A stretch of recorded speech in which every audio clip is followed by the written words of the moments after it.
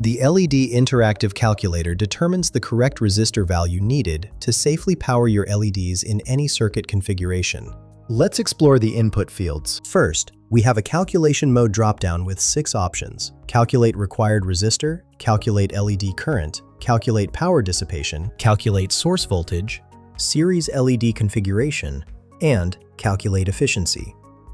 For this demonstration, I'm using calculate required resistor. Next, enter your source voltage in volts. I'm using 12 volts. The forward voltage field represents your LED's voltage drop. I'll enter 2.0 volts. For LED current, input your desired current in milliamps. I'm using 20 milliamps. The resistor value field shows 330 ohms, and number of LEDs is set to 3. After clicking Calculate, here are our results. The required resistor shows 500.0 ohms.